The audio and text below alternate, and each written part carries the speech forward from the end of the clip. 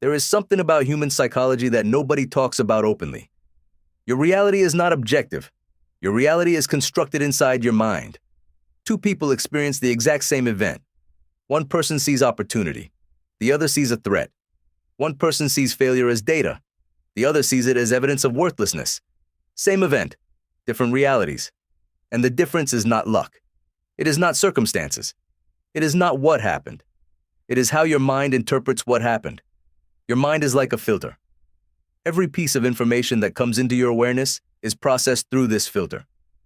The filter colors everything. The filter determines what you perceive as possible, what you perceive as safe, what you perceive as true about yourself. Most people never examine their filter. They inherited it from their parents, from their culture, from their early experiences, from the stories they were told. And these filters, these belief systems that are literally running your life, they are not true. They are not facts. They are interpretations. But here is the terrifying part. Your filter not only colors how you perceive reality, your filter also shapes what you do, and what you do shapes what actually happens. So your mind is not just passively interpreting reality. Your mind is actively creating it. If you believe you will fail, you will not try as hard. You will give up faster. You will interpret setbacks as confirmation of your belief. And suddenly, you actually fail. Not because you could not succeed, but because your mind created the conditions for failure.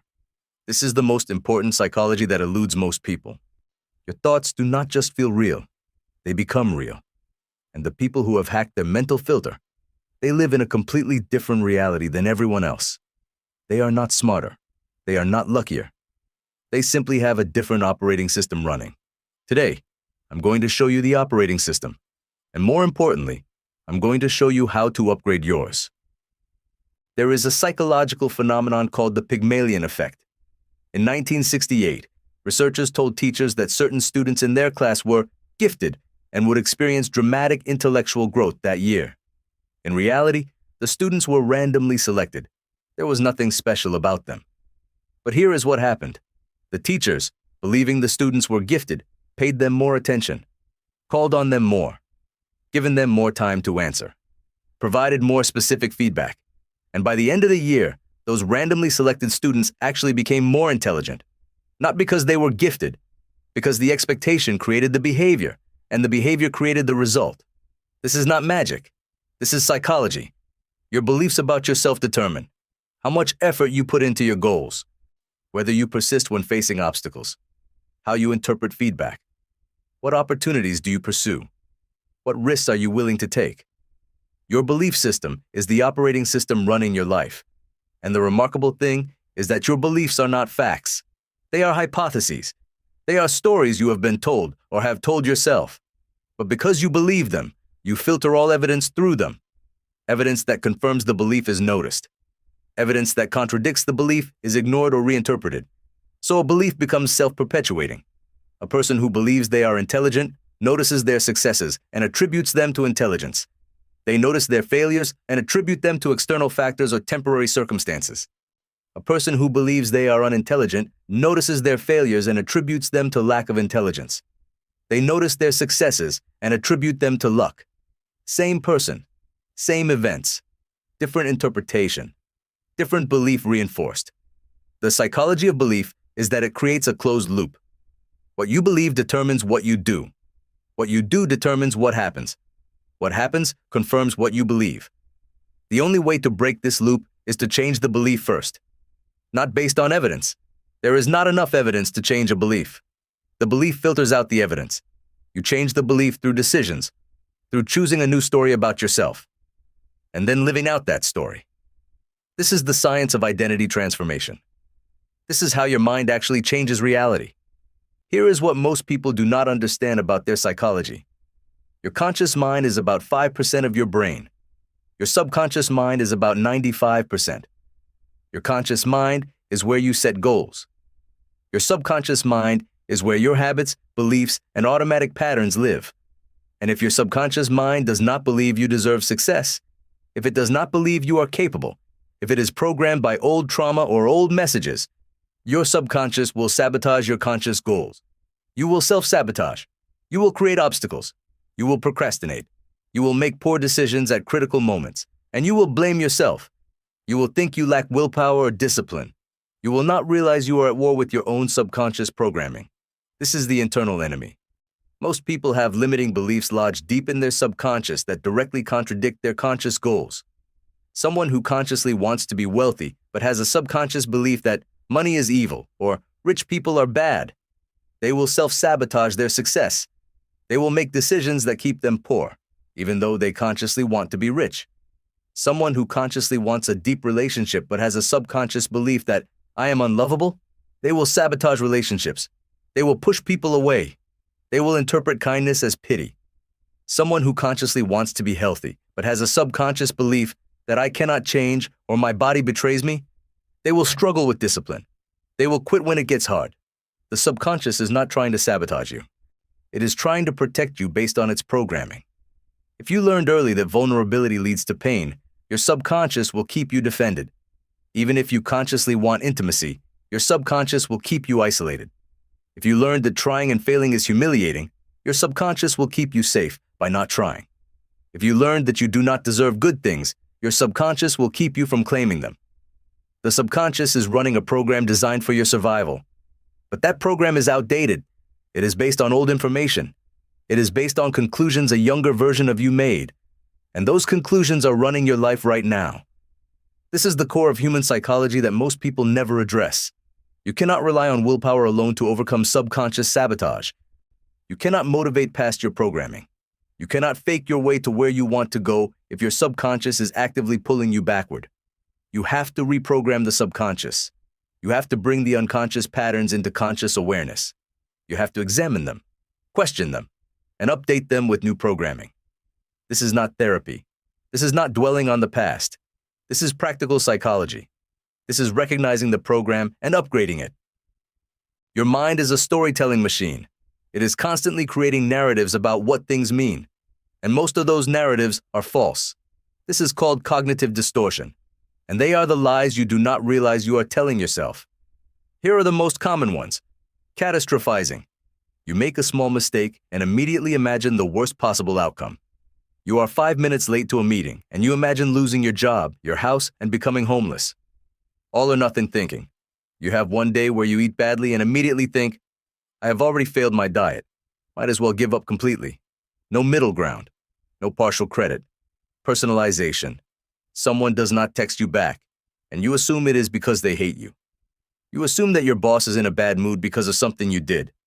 Everything is about you. Mind reading. You know what other people are thinking about you, usually the worst. You read criticism into neutral statements. Fortune telling. You are convinced that negative things will happen. You do not even try because you are certain you will fail. Emotional reasoning. I feel like a failure. Therefore, I am a failure. Your emotions become facts. Should statements include, I should be able to do this task, or they should want to help me? Should statements create guilt, shame, and resentment? These distortions are not random. They are neural patterns. Repetition has worn grooves into your brain. Every time you catastrophize, you strengthen the neural pathway for catastrophizing. Every time you engage in all or nothing thinking, you strengthen that pattern. Your brain is not broken. Your brain is functioning exactly as it has been trained to do. But here is the remarkable thing. You can retrain it. The moment you become aware that you are distorting something, you gain power. You can pause. You can question, is this actually true? Or am I running a cognitive distortion? If I make a mistake, that does not mean everything is ruined. This is a real fact. If I have one bad day, that does not mean I am a failure. This is a real fact. If someone does not text me back, that does not mean they hate me. This is a real fact. The practice is to catch yourself in the distortion. Name it. Question it. Replace it with reality. Do this enough times, and the new neural pathway becomes stronger than the old one. This is how you reprogram your mind. It is not about positive thinking. It is about accurate thinking. It is about seeing reality clearly instead of through the distorted lens of cognitive errors. This is the psychology that actually changes lives. Reframing is the practice of taking a situation and looking at it through a different lens. The situation does not change. Your interpretation changes, and that changes everything. Failure reframe. Instead of, I failed, I am a failure. Reframe to, I tried, I learned valuable data, and I will adjust and try again. Rejection, reframe. Instead of, they rejected me, I am unlovable. Reframe to, that person and I are incompatible. Someone else will be. Difficulty reframe. Instead of, this is too hard, I cannot do it.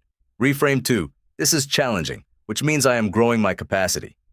The reframe is not positive thinking, it is accurate thinking. It is seeing what actually happened instead of filtering it through your learned distortions. Reframing works because it changes the neural response. It activates different neural pathways. It opens different possibilities. When you face a setback and reframe it as data, your brain can engage problem-solving mode.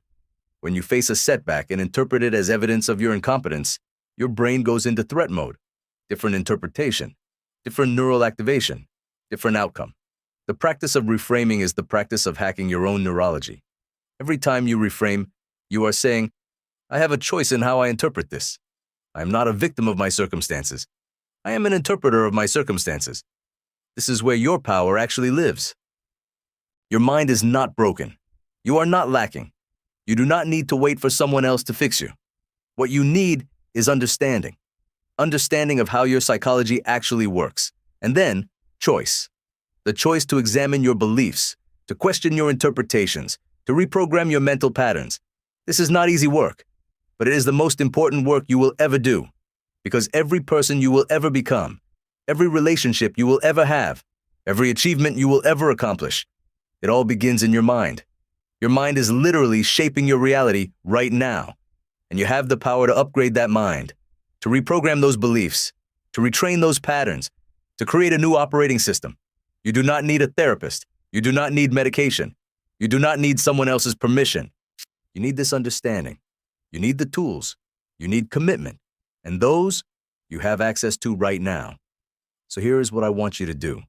Choose one limiting belief. One belief has been running your life. One belief you want to change. Examine it, question it, ask, is this actually true? Or is this a story I inherited?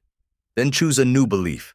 Not based on evidence, based on decisions, and then live into that belief for 90 days. Small actions daily that are consistent with the new identity. Do not wait until you feel like it. Do not wait until you are certain. Do not wait for perfect conditions. Begin now, with the belief you choose, with the actions you decide. Your psychology transformation is not something that happens to you. It is something you do. And it begins the moment you understand. You are not your thoughts. You are not your beliefs. You are the part of you that can choose differently. That is your power. That is your freedom. This is where greatness actually begins.